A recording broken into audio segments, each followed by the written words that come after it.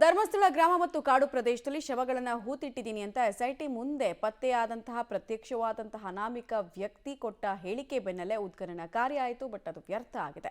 ಈ ಬೆನ್ನಲ್ಲೇ ಇವತ್ತು ಡಾಕ್ಟರ್ ಜಿ ಪರಮೇಶ್ವರ್ ಅವರು ಸದನದಲ್ಲಿ ಕೊಡುವಂತಹ ಉತ್ತರದ ಮೇಲೆ ಇಡೀ ಪ್ರಕರಣದ ಭವಿಷ್ಯ ನಿಂತಿದೆ.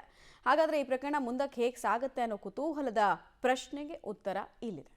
ಉತ್ಖನನ ಅಂತ್ಯ, ಅನಾಮಿಕನಿಗೆ ಎಸ್ಐಟಿ ಗ್ರೇಲ್ ಫಿಕ್ಸ್, ಆಶ್ರಯ ಕೊಟ್ಟವರನ್ನು ವಿಚಾರಣೆ ನಡೆಸಲಿದೆ ಎಸ್ಐಟಿ. ಇಂದು ನಡೆಯುತ್ತೆ ತಲೆಬುರುಡೆಯ ಮಹತ್ವದ ಮಹಜರು.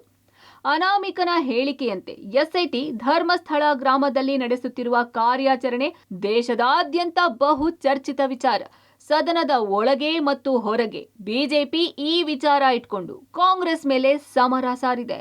ಧರ್ಮಸ್ಥಳ ಕ್ಷೇತ್ರಕ್ಕೆ ಬಂದು ಪೂಜೆ ಸಲ್ಲಿಸಿ ಧರ್ಮಾಧಿಕಾರಿಯವರನ್ನ ಭೇಟಿಯಾಗುವ ಮೂಲಕ ಬೆಂಬಲಿಸಿ ನೈತಿಕ ಸ್ಥೈರ್ಯ ತುಂಬಿದ್ದಾರೆ. ಈ ನಡುವೆ ಉತ್ಖನನ ಅಂತ್ಯಗೊಳಿಸಿರೋ ಎಸ್ಐಟಿ ಪೊಲೀಸರು ಇಂದಿನಿಂದ ಪ್ರಕರಣದ ತೀವ್ರ ತನಿಖೆ ನಡೆಸಲಿದ್ದಾರೆ. ಈ ನಡುವೆ ಅನಾಮಿಕ ಮುಸುಕುಧಾರಿ ನ್ಯಾಯಾಲಯಕ್ಕೆ ಹಾಜರುಪಡಿಸಿದ ತಲೆಬುರುಡೆಯ ಜಾಡು ಹಿಡಿದ ಎಸ್ಐಟಿ ತನಿಖೆ ಮುಂದುವರೆಸಲಿದೆ. ಇಂದು ತಲೆಬುರುಡೆಯ ಮಹಜರು ನಡೆಸಿ ಎಸ್ಐಟಿ ಆತನನ್ನೇ ವಶಕ್ಕೆ ಪಡೆಯೋ ಸಾಧ್ಯತೆ ಇದೆ. ಉತ್ಖನನದ ವೇಳೆ ಆತನಿಗೆ ಆಶ್ರಯ ಕೊಟ್ಟ ಉಜಿರೆಯ ಖಾಸಗಿ ವ್ಯಕ್ತಿಯನ್ನು ಎಸ್ಐಟಿ ಕರೆಸಿ ವಿಚಾರಣೆ ನಡೆಸುವ ಸಾಧ್ಯತೆ ಇದೆ.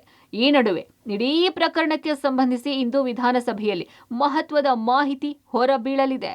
ಅನಾಮಿಕ ವ್ಯಕ್ತಿ ಇನ್ನೂ ಹೂತಿಟ್ಟ ಸ್ಥಳ ಇದೆ, ಭೂಮಿಯಡಿಯಲ್ಲಿ ಬುರುಡೆ ಮೂಳೆ ಇದೆ ಎಂದು ಎಸ್ಐಟಿ ಮುಂದೆ ಒತ್ತಾಯ ಮಾಡುತ್ತಿದ್ದಾನೆ.